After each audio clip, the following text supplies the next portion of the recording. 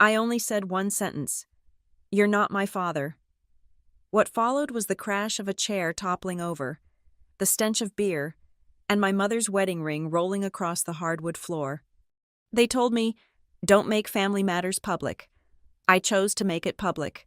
With documentation, with the neighbor's doorbell camera footage, and with a name he'd never heard before, the successor trustee of my mother's trust. He thought violence was the key.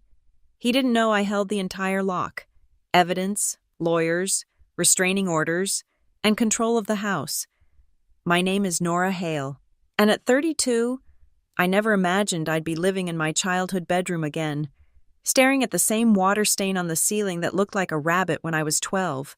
The divorce papers had been finalized 3 months ago, and here I was, a pediatric nurse with 8 years of experience, back in my mother's house in Maple Ridge like some cautionary tale about modern relationships. The house smelled different now. Gone was the vanilla and cinnamon that used to greet me at the door. Instead, there was Old Spice and something metallic, like coins left too long in a pocket. That was Victor's contribution to what used to be home. Victor Ames, my mother's new husband of 6 months, a security management supervisor who carried himself like he'd just stepped out of a police procedural, all squared shoulders and calculated movements. "Nora, honey, you're home early," my mother Elaine called from the kitchen, her voice pitched higher than it used to be, like she was perpetually asking permission for something. I set my hospital bag down carefully by the door. Victor had rules about where things should go. "Day shift today, Mom, remember?" Victor appeared in the doorway, filling it completely. He wasn't particularly tall, maybe 5'10", but he had a way of expanding into spaces, claiming them. "Day shift means you can help with dinner then. Family contributions, right?" Family. The word sat heavy in the air between us. I'd been contributing $800 a month since I'd moved in, buying groceries, paying for my own everything, but apparently, that wasn't the kind of contribution he meant. "Of course," I said, keeping my voice neutral.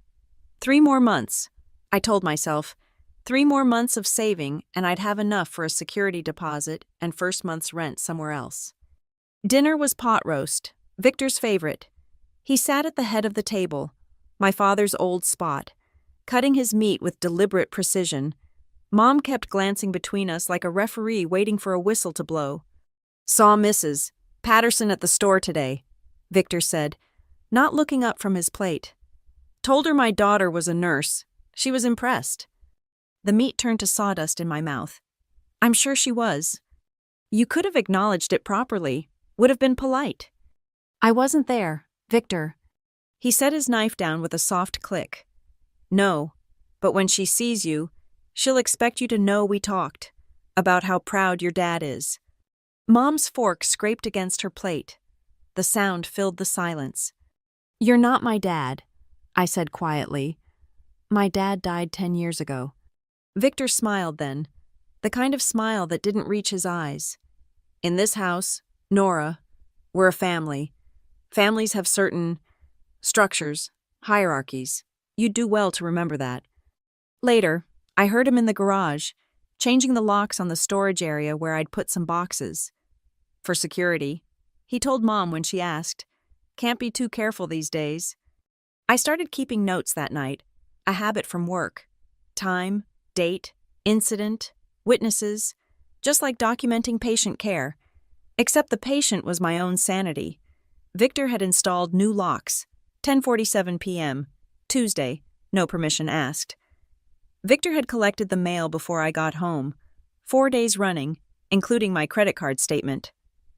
Victor had invited his work friends over and introduced me as my daughter, the one I told you about. Saturday, 3 p.m., 3 witnesses who looked uncomfortable. The house felt smaller every day, like Victor was slowly pushing everything that wasn't his to the edges. Mom's sewing room became his office.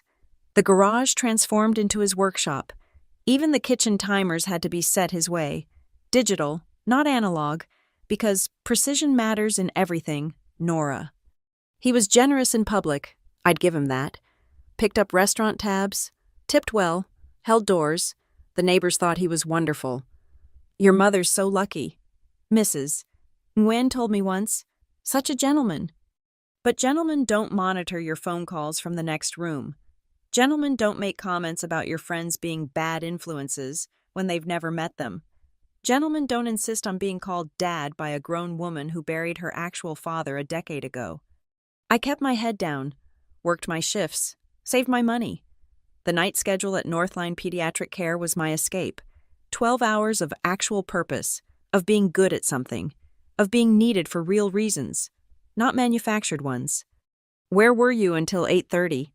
Victor asked one morning when I'd stopped for coffee after my shift. Shift ended at 7:30. I got coffee. Receipt? I stared at him. Excuse me? Habits, Nora, good habits, accountability. That's what family does for each other. That night, I put a lock on my bedroom door. A small defiance, but mine. I didn't know then that I was documenting the beginning of something that would end with police lights in our driveway. I was just trying to survive.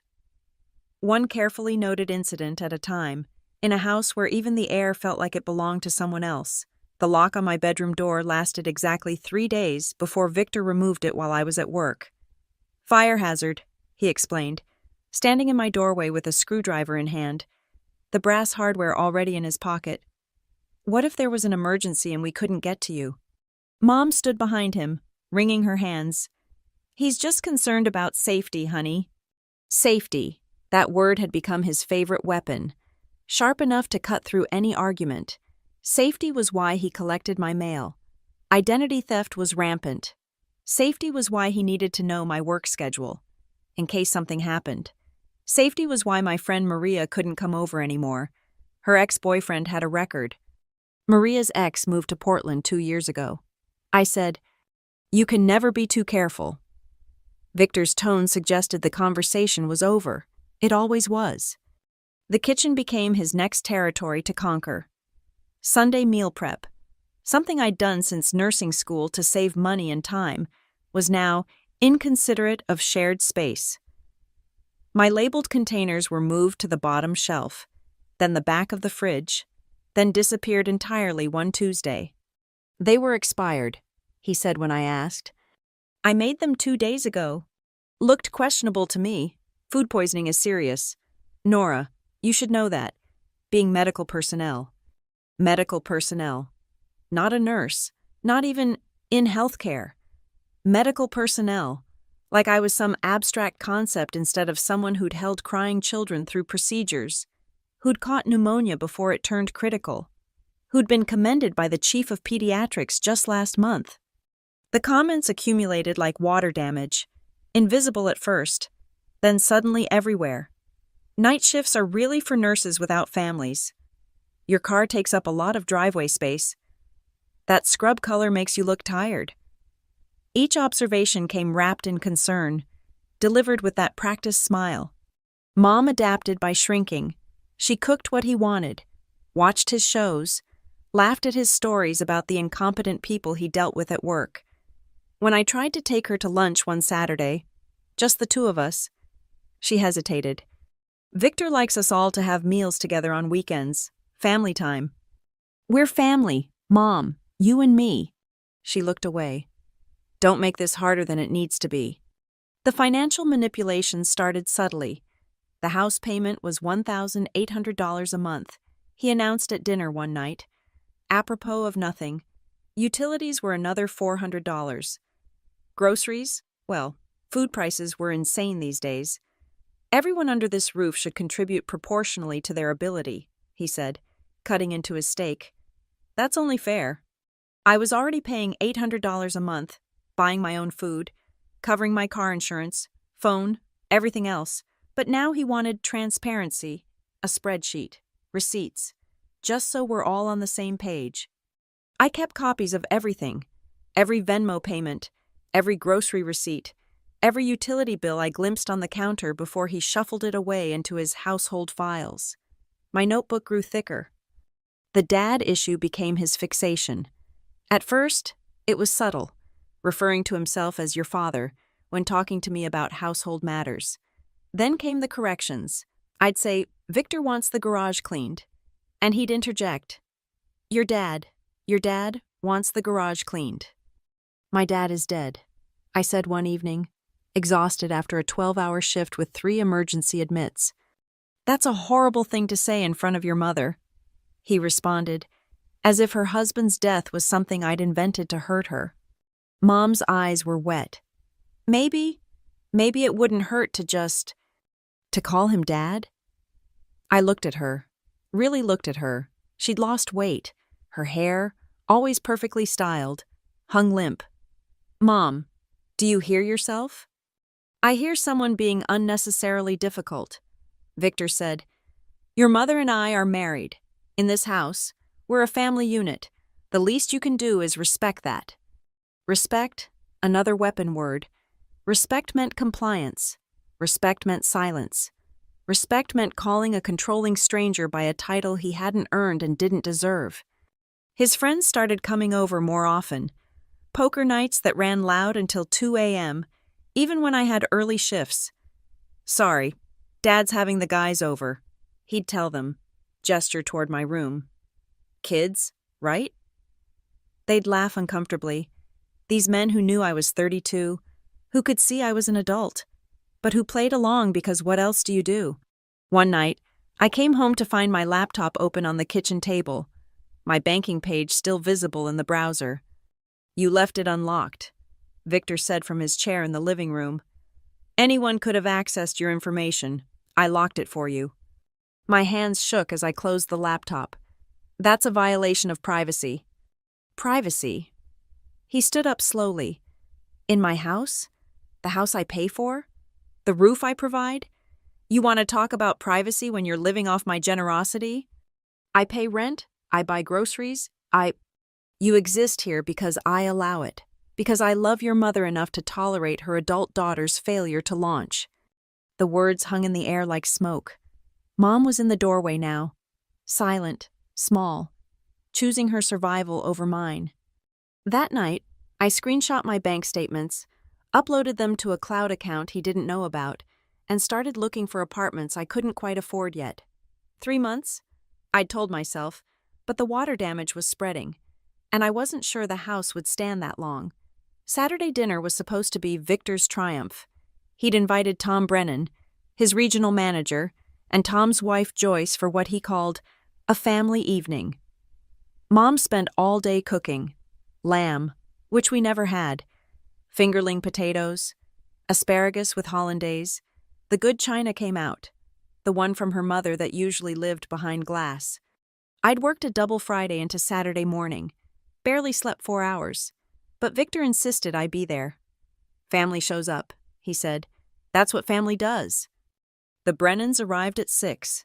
Joyce was warm, commenting on Mom's garden, the house's charm. Tom was harder to read, professional smile fixed in place.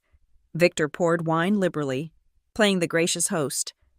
"And this is my daughter, Nora," he said when introducing me, his hand heavy on my shoulder. "The nurse I told you about." "Stepdaughter," I corrected quietly. The room temperature seemed to drop. Victor's fingers tightened slightly on my shoulder before releasing. "Nora's still adjusting to our family dynamic," he said, that practiced smile never wavering. "You know how it is with adult children." Tom nodded uncomfortably. Joyce studied her wine glass.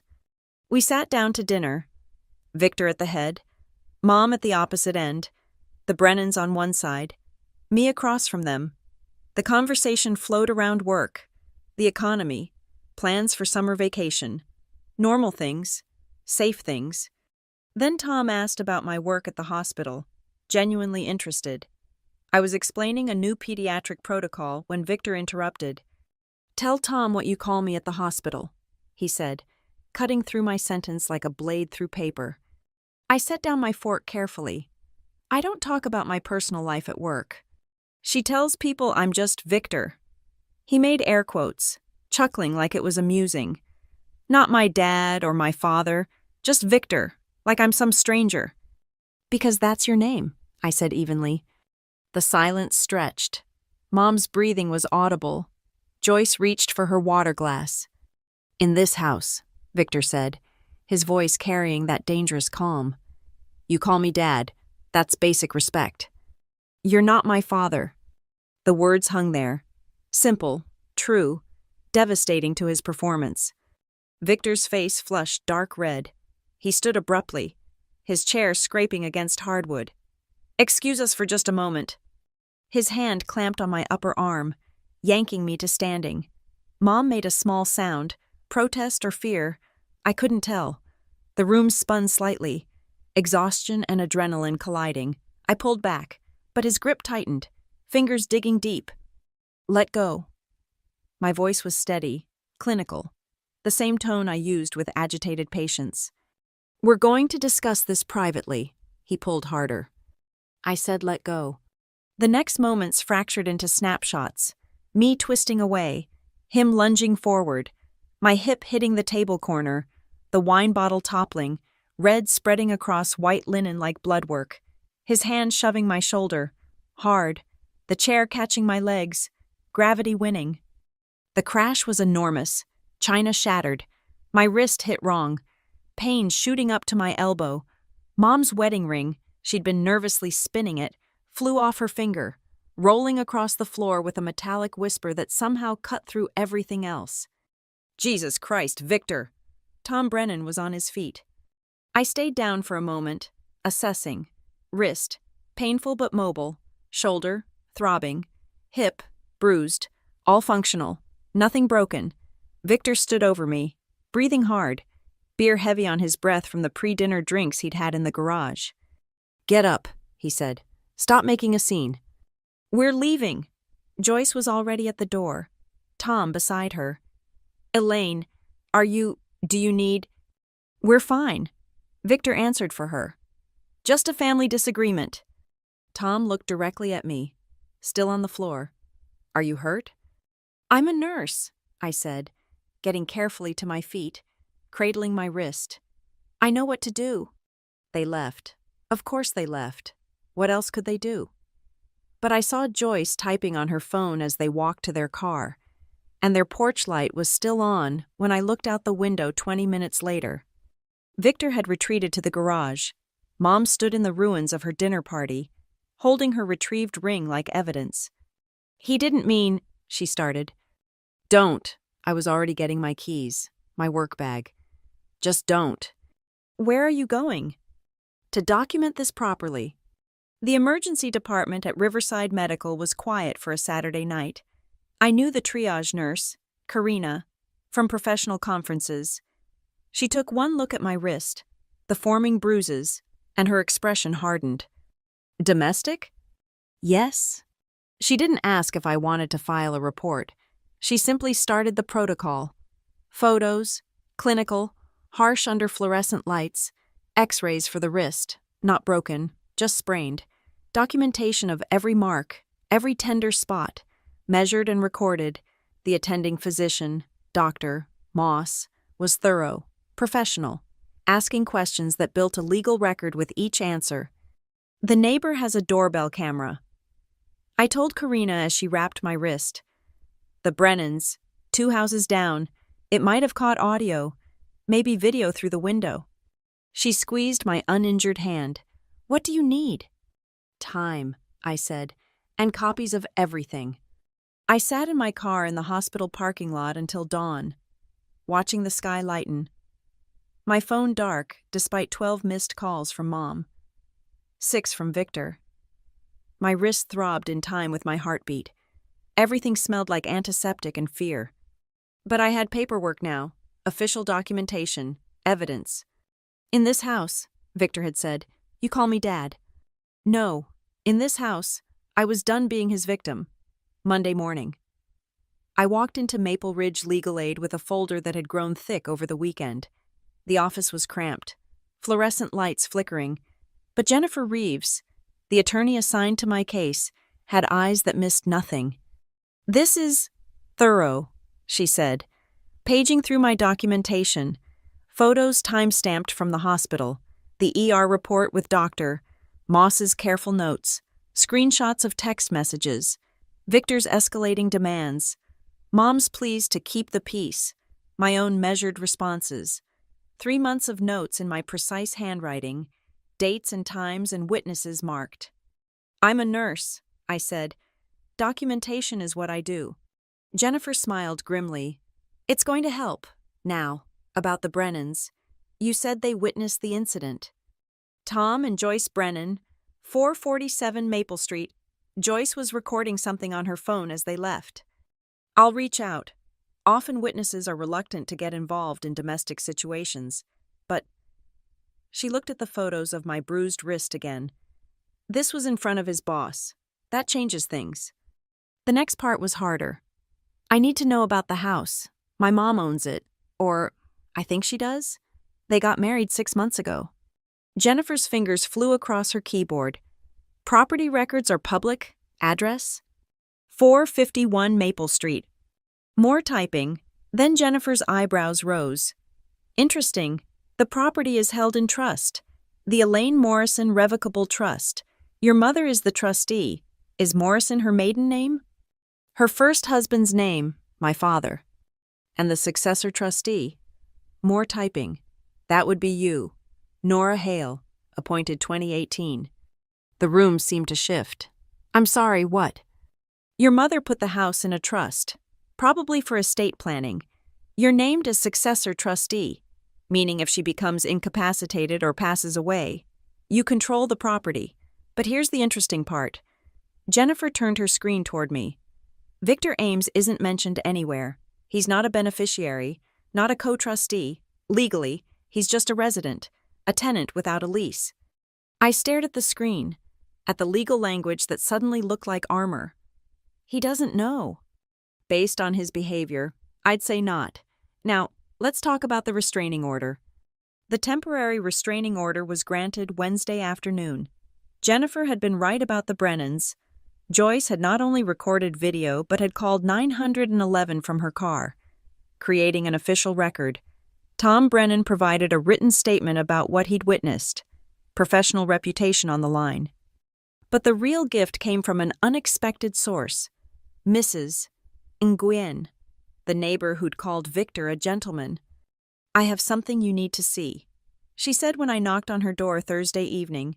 She led me to her living room, where a small monitor showed multiple camera feeds. "My son installed these after the break-ins last year. This one." She pointed to a corner feed. "Shows your driveway and front door." The footage was clear. Audio from Saturday night. Muffled, but distinguishable. The crash of furniture. Victor's voice. "In this house, you'll call me father." My car leaving. But more than that, weeks of footage. Victor going through my mail. Victor trying my car door at 2 a.m. Victor standing at my bedroom window one night when I was at work. "I thought he was checking security," Mrs. Nguyen said quietly. But something felt wrong. I saved it all. "Can I have copies?" "Already made them." She handed me a flash drive. "That young woman, Joyce Brennan, she came by Sunday, told me what happened. I'm sorry I didn't see it sooner." By Friday, I had everything organized with the obsessive precision of someone who'd spent years charting patient care. Financial records showing my rent payments, his business documents that had been delivered to the house, the trust paperwork Jennifer had helped me understand fully.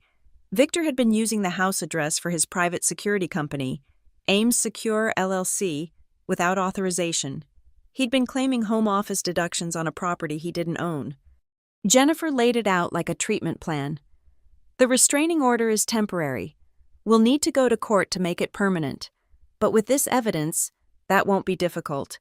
The trust gives you leverage. If he violates the order, if he comes back to the house, your mother can evict him immediately as trustee, or you can if she won't. His business issues, that's separate, but it's pressure we can apply." "What about my mom?" Jennifer's expression softened. "That's harder. She's not ready to see what you see, but she will. They usually do, eventually." I went back to the house Friday night to pack essentials. Victor wasn't supposed to be there. The temporary order required him to stay away when I was present.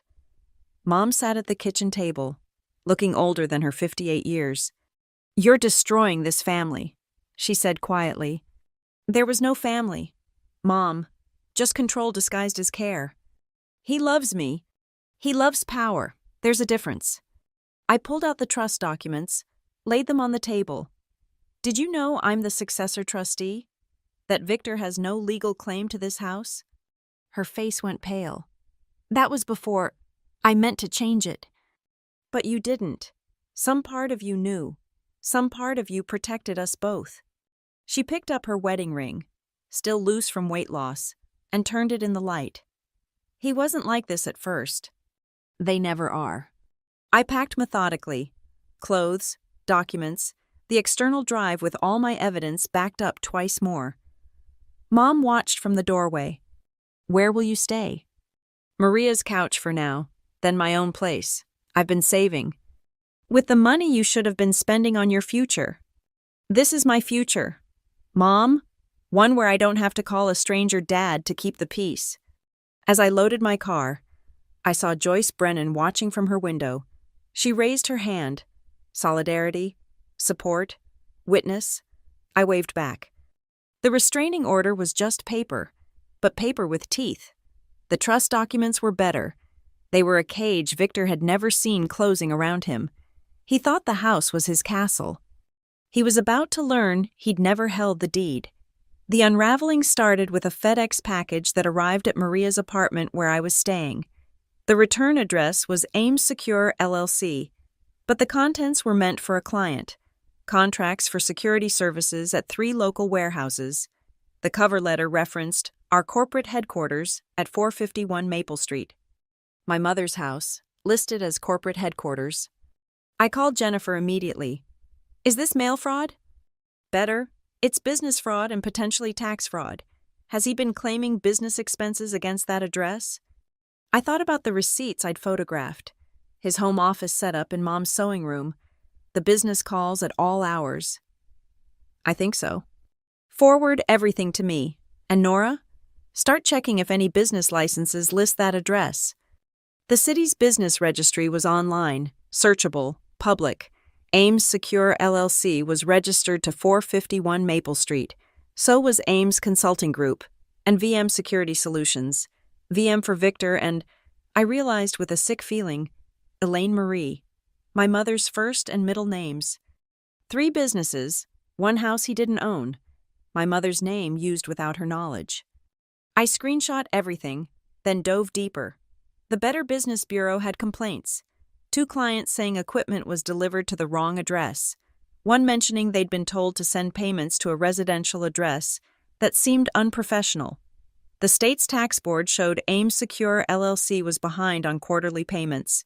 A business credit report, the basic version free online, showed mounting debts. Victor wasn't just controlling, he was drowning, and he'd tied his concrete blocks to my mother's address. Jennifer was excited in the restrained way of lawyers who smell blood in the water. This changes our leverage completely. He's not just an abusive partner. He's committing fraud using your mother's property. The trust can send a cease and desist. If he doesn't comply, it becomes criminal. But first, I needed Mom to understand. I met her at a coffee shop downtown. Neutral territory. Sunday afternoon. She looked tired. Smaller somehow. Wearing a cardigan I remembered from before Victor. I spread the papers between us like tarot cards, revealing a future she hadn't imagined. Business registrations, tax documents, the complaints. He never asked, she said quietly, staring at the VM Security Solutions registration. My middle name was Marie. He knew that was private, that I only used it for... She trailed off. For Dad. I finished. For things that mattered. She nodded, eyes wet. The bills have been getting strange. Collection calls for businesses I'd never heard of. He said it was a mistake, wrong number. Mom, he's in debt, serious debt, and he's using your house, Dad's house, as collateral he doesn't even own. Can he do that? No, but he's trying. And if you don't stop him now, if you don't enforce your rights as trustee, it could get complicated, expensive. She picked up the trust documents I'd included, the ones naming me as successor trustee. Your father insisted on this structure, said it would protect us both. Dad was smart. Victor says he was weak. Victor's wrong. We sat in silence while she read through everything again. The coffee shop hummed around us. Normal people living normal lives without restraining orders and fraud investigations. There's something else, Mom said finally. Thursday, a man came to the door, said he was looking for Victor about equipment that was supposed to be delivered. Security cameras, he said, expensive ones, already paid for, but Victor hasn't been answering his phone. Did you get his name? Robert Chen from Pacific Security Wholesale. He left a card. I called Mr. Chen that afternoon. He was surprisingly forthcoming. Victor owed him $30,000 for equipment supposedly stored at the warehouse facility, the Maple Street address. There's no warehouse at that address, I told him. It's a residential property. The silence on the other end was heavy. Then, I'll need to contact my lawyer. Jennifer added Robert Chen to our growing list of Victor's creditors who'd been deceived. The civil case was building itself, but the criminal case, that came from an unexpected source. Tom Brennan called me Tuesday evening. I've been doing some digging since the dinner. Victor doesn't actually work for me anymore, hasn't for 2 months. He was terminated for misconduct, using company resources for personal business. He's been pretending to go to work. My mom doesn't know? I doubt it. He's been keeping up appearances. But Nora, there's more. He's been telling clients he's still with our firm, using our reputation to get contracts for his personal businesses. That's fraud.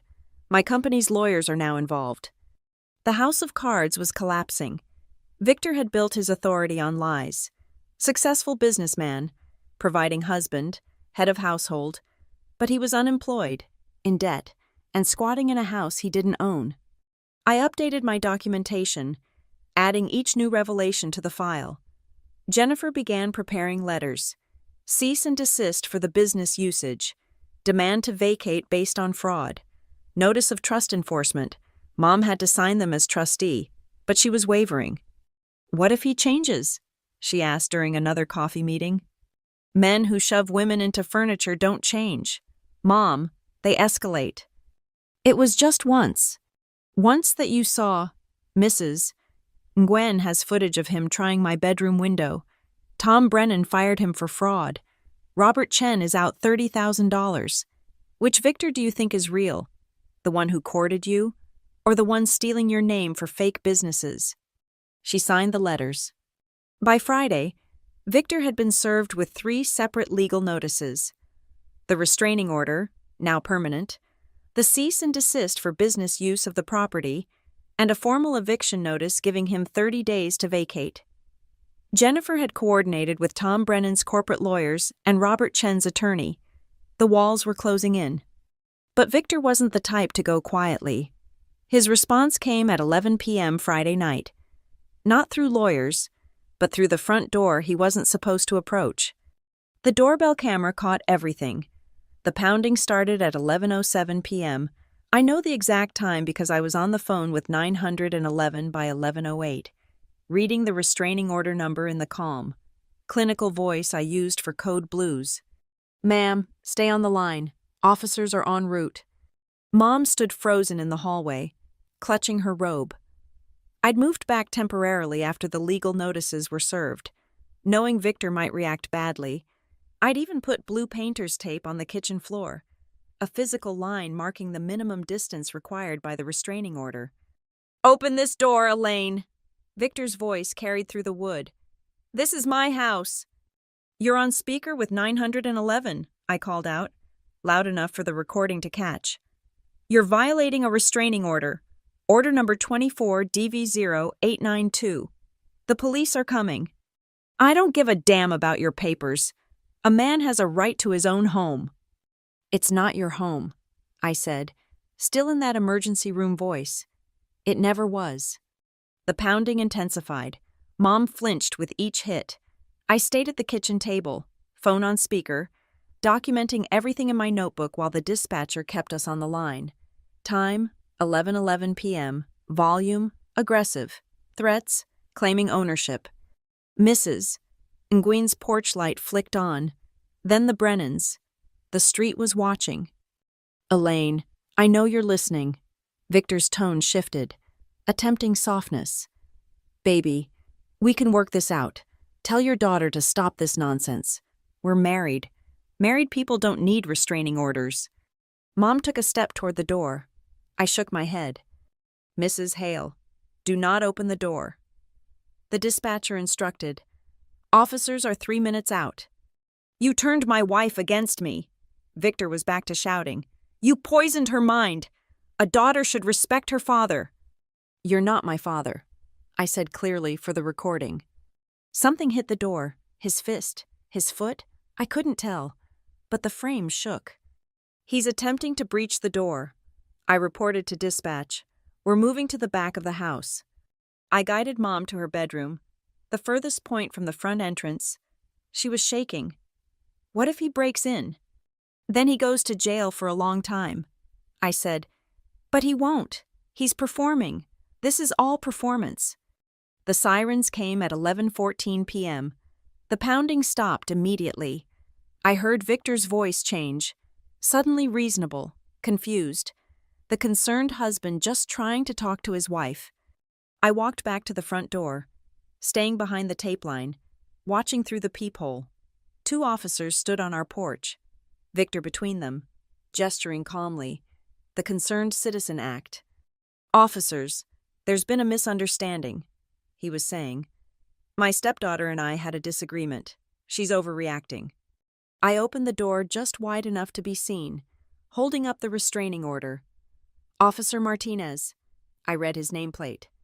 I'm Nora Hale. This is the protective order. Mister, Ames is not supposed to be within 100 feet of this property. Victor's mask slipped.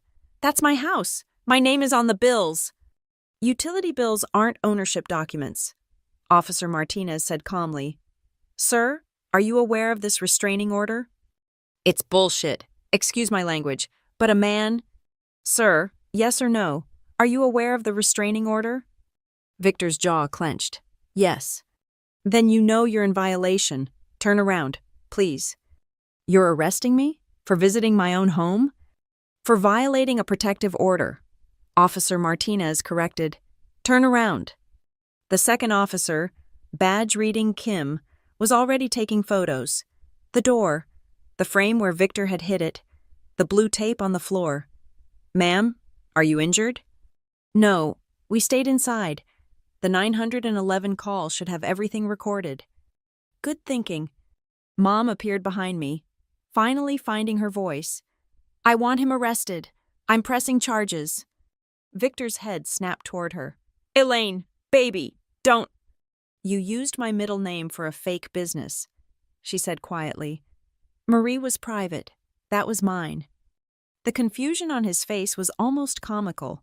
He'd been caught on the wrong battlefield, fighting about the house while she was thinking about the deeper betrayal.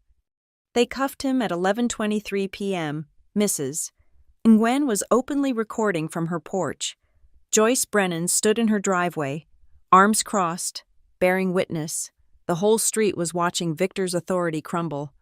This isn't over, he shouted as they guided him to the patrol car. You can't steal a man's life. No one stole anything from you. I called back. You just lost what was never yours. After the patrol car left, Officer Kim stayed to complete the report. She was thorough. Photos of everything, detailed notes, contact information for witnesses. The doorbell camera footage? She asked. Already saved to 3 locations, I said. She smiled slightly. You've done this before. I'm a nurse. Documentation is life. Well, your documentation just made our job much easier. He'll be held at least until arraignment Monday. The judge takes violations seriously. Especially with this level of evidence, you might want to consider upgrading security. Though, Mom was quiet after they left, sitting at the kitchen table, staring at the blue tape on the floor. I need to tell you something, she said finally, about the trust. I sat down across from her. Your father set it up right after his diagnosis. He said... She paused, gathering herself. He said he wanted to make sure no one could ever take advantage of us, of me. He saw how his mother lost everything to a man who sweet-talked his way into her life after his father died. He said the trust would be our protection. Dad was protecting us even now. I almost changed it, she admitted. Victor had papers drawn up, new trust documents, making him co-trustee. They're in his office. His former office, your old sewing room. I kept finding reasons to delay signing them. Part of you knew. Part of me remembered your father's voice, telling me to be careful, to protect what we'd built. She looked at me.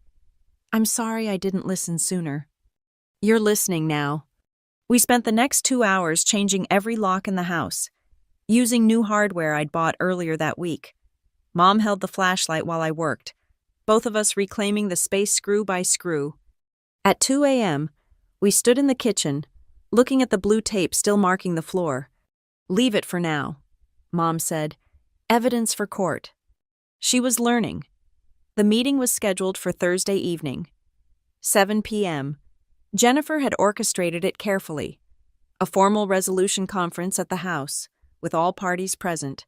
Victor would be there with his court-appointed attorney, a tired-looking man named Dale Hoffman, who'd clearly seen too many cases like this. Jennifer represented us, Mrs. Gwen agreed to witness. Officer Martinez would wait outside, just in case. I'd spent the morning arranging the dining room like a courtroom exhibit. On the table, manila folders in a precise line, the restraining order, hospital records, the trust documents, business registrations, tax records, bank statements showing my rent payments, screenshots of threatening texts, the doorbell camera footage on a laptop, cued and ready. Mom sat at the head of the table, her rightful place. She wore the Navy suit from Dad's funeral, the one that made her look like the VP of operations she'd been before retirement. Her wedding ring was gone. Victor arrived at 6:58, still trying to control the narrative. This is unnecessary theater, he announced, though Hoffman touched his arm, warning him to stay quiet. Sit, Jennifer said, gesturing to chairs across from us. The blue tape was still on the kitchen floor, visible from where Victor would sit, a reminder. I opened the first folder. Mr. Ames, are you aware that this property is held in trust? I don't have to answer. You don't. Jennifer agreed, but the county recorder does. The Elaine Morrison Revocable Trust owns this property, Mrs. Morrison is the sole trustee. You have no ownership stake. Hoffman shifted uncomfortably. He'd seen the documents. I opened the second folder. Are you aware that using a residential address for multiple businesses without owner permission constitutes fraud? Victor's eye twitched. Those businesses are legitimate. Ames Secure LLC. I read, behind on taxes by $12,000. Ames Consulting Group. Registered using my mother's middle name without permission. VM Security Solutions. Currently being investigated for fraud by 3 creditors. This is harassment. I played the doorbell footage on the laptop. Victor's voice filled the room. Open this door. This is my house. The timestamp clear. The restraining order violation undeniable. Mom spoke for the first time. You told me you were providing for us, but you were unemployed, using my house for failing businesses, stealing my name. Elaine, baby. Don't. Her voice was steel. You have 2 choices. Sign these papers now, or we proceed with criminal charges. Jennifer laid out the agreements. A voluntary departure within 24 hours. Cessation of all use of the Maple Street address for any business purpose. No contact. Permanent. Transfer of any mail or business documents currently at the property. In exchange, we wouldn't pursue criminal fraud charges, though Tom Brennan's company and the other creditors still could. This is extortion, Victor said. No, Jennifer corrected. This is mercy. The alternative is 5 to 7 years for fraud, plus whatever the domestic violence charges bring. Hoffman leaned over, whispering urgently to Victor. I caught fragments. Strong case, criminal exposure, take the deal. Victor's face cycled through emotions, rage, disbelief, calculation. He was realizing what I'd known that first night I started documenting. Paper trails don't lie. If I sign, I walk away free? From us, Mom clarified. Your other creditors are your problem. More whispered consultation. Then Hoffman said, "We need to discuss one more matter, Mr. Ames has personal property in the residence. He can retrieve it tomorrow morning, with police supervision." Jennifer said, "We've already boxed his belongings." I'd spent yesterday packing his things, wearing gloves like I was handling evidence, everything photographed before boxing, inventory listed, his certificates of achievement from the security company, all dated before his termination, his clothes, reeking of that metallic cologne, the unsigned trust documents Mom had mentioned, trying to insert himself into our inheritance.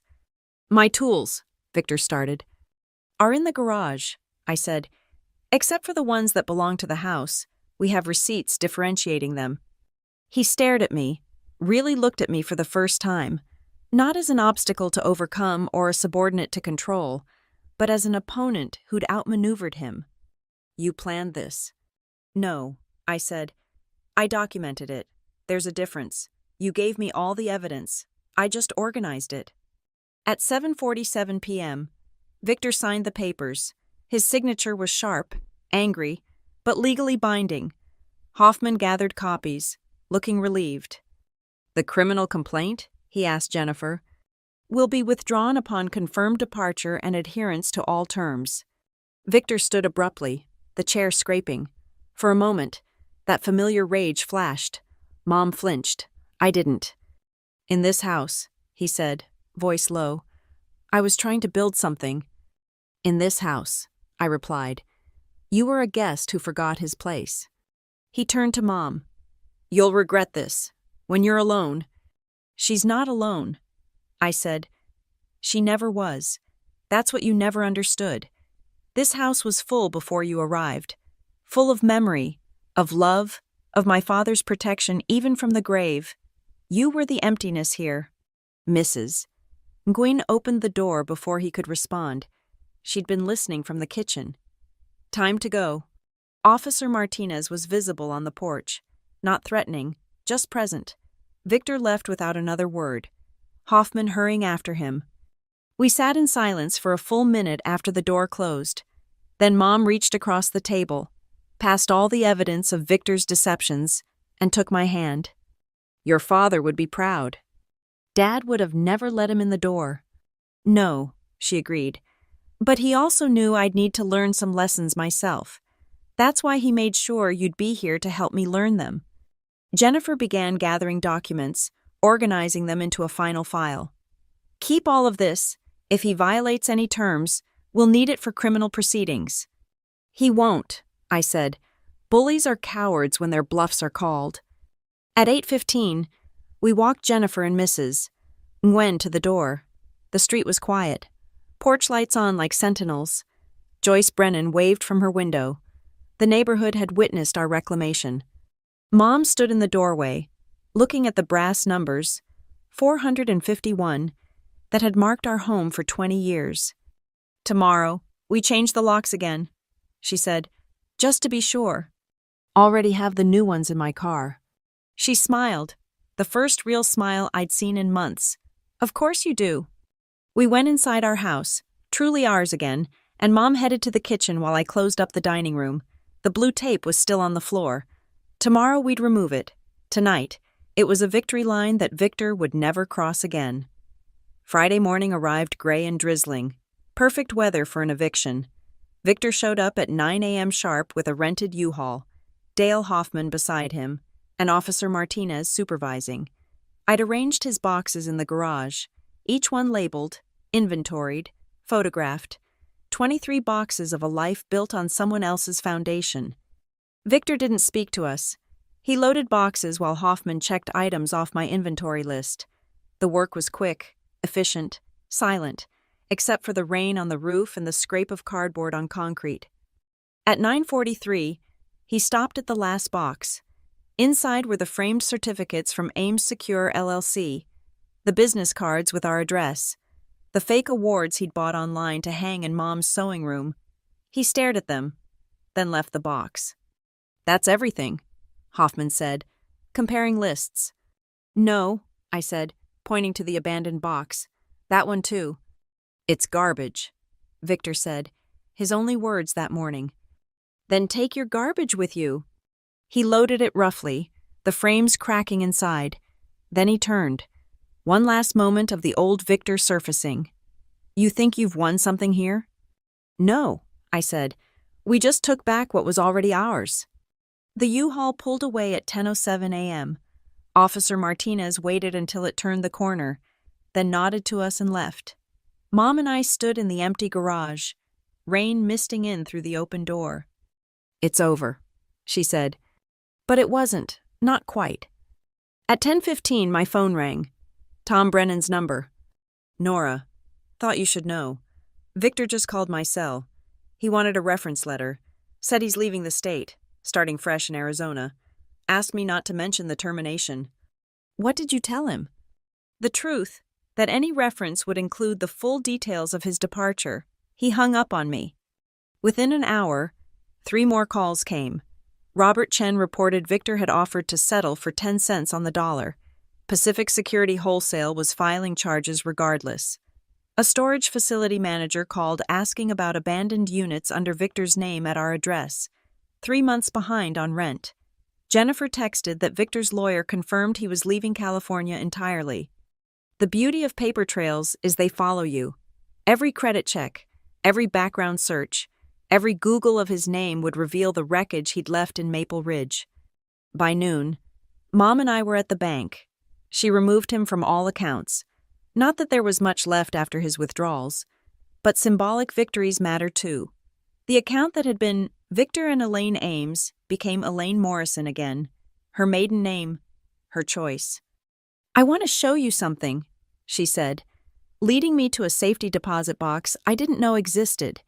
Inside were Dad's watch, their original wedding rings, and an envelope marked for Nora, just in case. Dad's handwriting, dated a month before his death. Asterisk. Sweetheart, asterisk it read. Asterisk. If you're reading this, your mother needs you. I've set up the trust to protect you both, but legal documents only work if someone enforces them. Be her backbone when hers fails. Be the voice that says no when hers wavers. The house is more than property. It's your sanctuary. Guard it well. All my love, Dad. I sat in that little bank room and cried for the first time since this all started. Mom held me while I held the letter. Both of us missing the man who'd seen this coming and built us a fortress in advance. We spent the afternoon reclaiming the house properly. The sewing room became Mom's again, her quilting frame restored to its place by the window, the garage reorganized with her gardening supplies within reach, the kitchen rearranged to her logic, not his demands. We removed the blue tape from the floor, scrubbed away its residue until no trace remained. At 4 p.m., the doorbell rang. Joyce Brennan stood there with a casserole dish and a bottle of wine. Figured you might not feel like cooking, she said. Behind her, Mrs. And Gwen carried a fruit basket. Other neighbors appeared. The Johnsons from 2 doors down, the new couple from the corner house, people who'd watched our trauma from a distance and were now stepping forward. An impromptu party developed, not a celebration exactly, but a reclamation. Mom laughed for the first time in months when Mrs. Nguyen told the story of watching Victor try to break into my car at 2 a.m., not knowing she was recording him. He spent 20 minutes with a coat hanger, she giggled, on a car with electronic locks. As darkness fell and neighbors drifted home, Mom and I sat on the porch swing Dad had hung 20 years ago. The chains creaked familiarly. I'm keeping the house in the trust, she said. With you as successor trustee, your father was right. It's our protection. And if you meet someone else, then they'll love me enough to understand why the house stays mine.